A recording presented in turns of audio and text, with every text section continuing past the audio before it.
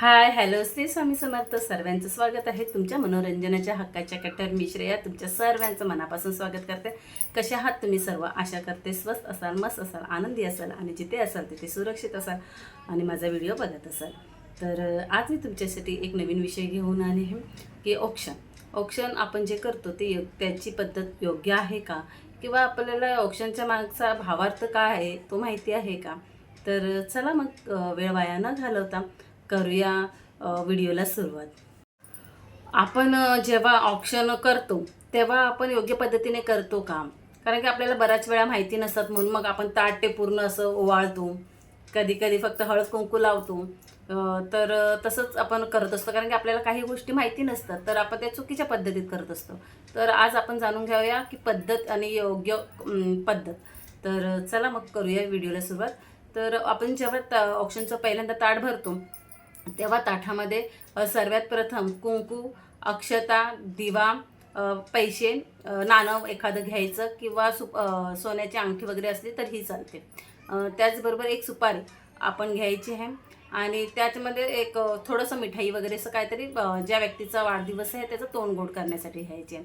आणि जेव्हा आरती आपण ओवाळतो तेव्हा पूर्ण असे गोल न ओवाळता चंद्रकृतीत अशी 3 वेळा चंद्रकृतीत किंवा 7 वेळा अशी ओवाळायची आहे. आणि त्याच्यानंतर तुम्ही ते नाणं सुपारी किंवा अंगठी ह्या गोष्टी घ्यायच्या आहेत. नाणं किंवा अंगठी ह्यापैकी काही एक घ्यायचं आहे. सुपारी त्याच्याबरोबर घ्यायची आणि इथपर्यंत इथून क्लॉक टाईप असं 3 वेळा आपल्याला त्या व्यक्तीचं औक्षण करायचं आहे. आणि त्याच्यानंतर त्याला गोड वगैरे भरून आरती करून झाल्यानंतर रामरक्षा म्हटली जाते 1 ते 10 ओळीपर्यंत. तर रामरक्षा बोलताना त्या रामरक्षेमध्ये प्रत्येक अवयवाचा उच्चारण केलेला आहे. त्या प्रत्येक अवयवावरती आपण अक्षता टाकल्या जातात आणि त्याला औक्षण केलं जातं. अशा प्रकारे हे औक्षण होतं. आणि हे औक्षण करताना आपल्याला बऱ्याच वेळा माहिती नसतं, तर आपण जसं आपण बघत आलो आहोत त्या पद्धतीत करत असतो. तर ही योग्य पद्धत आहे. ह्याप्रमाणे तुम्ही ह्याच्या पुढे आपल्या ज्या व्यक्तीचा वाढदिवस असेल त्यांचा वाढदिवस साजरा करा. आणि औक्षण करताना सुद्धा पूर्व पश्चिम बघून बसवायचं असतं, कारण की त्या शुभ दिशा मानल्या जातात. आणि त्याच्यानंतर आपण मनापासून शुभेच्छा द्यायच्या आहेत ज्यांचा वाढदिवस असेल त्यांना. आणि आपण आता परत वेळा बघतो प्रत्येक वेळेस की सर्वजण असा वाढदिवस साजरा करत नाहीत. आपण कसं परप्रांतीय लोकांची संस्कृती लवकर स्वीकारतो, पण आपली संस्कृती कुठेतरी विसरत चालली आहे. तर ह्याच्या पुढे आपण आपल्या संस्कृतीप्रमाणे वाढदिवस करण्याचा प्रयत्न करा, जेणेकरून आपली संस्कृती, जर आपण असं केलं तर आपली मुलं बघून आपले संस्कार घेणार आहेत, त्यामुळे तेही उद्या जाऊन तसंच करतील. तर प्रयत्न करूयात की आपण ह्याच्या पुढे ऑप्शन हेच करावं. डायरेक्ट केक वगैरे कापण्याच्या भानगडीत पडू नये. कारण की जरी केक तुम्ही कापलात तरी मग त्याच्यावर कॅन्डल लावू नका. कारण की कॅन्डल कसं असतं माहिती आहे, आपण कॅन्डल लावतो आणि ती फुकतात. फुकून काय होतं, फुकल्यावरती अंधार होतो. तर मग आपल्याला आपली संस्कृती उजेडाकडे जाण्याची आहे, अंधाराकडे नेण्याची नाही आहे. तर मग आपण आपल्या वंशाचा जेव्हा कोणाचाही वाढदिवस असतो तेव्हा मग कॅन्डल फुकून का करायचं असतं? त्यापेक्षा त्या प्रकाशमय त्याचं आयुष्य पुढचं प्रकाशमय व्हावं म्हणून आपण दिवा लावून औक्षण करूया ना. कसं वाटतं तुम्हाला? बघा, विचार करा आणि त्याप्रमाणे तुमचा मुलाचा वाढदिवस किंवा ज्या तुमच्या प्रिय व्यक्ती असेल त्यांचा वाढदिवस साजरा करा. आणि त्याचप्रमाणे जेव्हा तुम्ही वाढदिवस त्यांचा साजरा करता त्या व्यक्तीला एखाद्या मंदिरात घेऊन जा, तुमच्या जवळ आसपास जे असेल किंवा एखादं केंद्र असेल तर स्वामींचं दर्शन करायला न्या, त्याला आशीर्वाद द्या.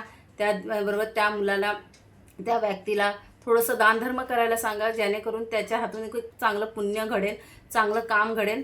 तर अशा प्रकारे आपण जर औक्षण आणि वाढदिवस साजरा केला तर नक्कीच त्या बाळाला किंवा त्या व्यक्तीला खरोखर शुभेच्छा छान आपल्याकडनं जातील. तर प्रयत्न करा की ह्यापुढे औक्षण करून वाढदिवस साजरा करण्याचा. औक्षण हा एक विधी नाही, तर औक्षण हा समोरच्या व्यक्तीसाठी ज्या आपण शुभेच्छा देतो त्यातले मंगलभाव व्यक्त करण्याची एक सुंदर पद्धत आहे. तर नक्की ह्या पद्धतीने करा. आणि ह्यावेळी रक्षाबंधन करतानाही जेव्हा आपण आपल्या भावाचं औक्षण करतो तेव्हा अशाच प्रकारे करा. रामरक्षा न बोल, तेव्हा रामरक्षा नाही बोलायचे, पण ओवाळताना चंद्रकोर आकृतीमध्येच ताट आरतीचं ओवाळायचं आहे आणि मग त्याचं औक्षण करायचं आहे आपल्या भावाचं आणि मग राखी त्याच्या हातावर बांधायची आहे. त्याचप्रमाणे औक्षण करत आहात त्यासाठी मनापासून शुभेच्छा किंवा आशीर्वाद त्या व्यक्तीला द्या. परंपरा तेव्हाच सुंदर वाटते जेव्हा तिचा मागचा भाव आपल्याला समजतो. तर आशा करते की तुम्हाला जे मी काही थोडंफार आज ऑप्शनविषयी सांगितलं आहे ते समजलं असेल आणि आवडलं असेल तर नक्की व्हिडिओला लाईक करा. आणि आत्ता ह्यापुढे जेव्हा तुम्ही ऑप्शन कराल तेव्हा तुम्ही तुमच्या प्रिय व्यक्तीचं, तुमच्या मुलांचं अशा प्रकारेच ऑप्शन करा. आणि चला मग भेटूया पुढच्या व्हिडिओमध्ये. व्हिडिओ आज छोटासाच बनवला आहे, पण आवडला तर नक्की लाईक करा.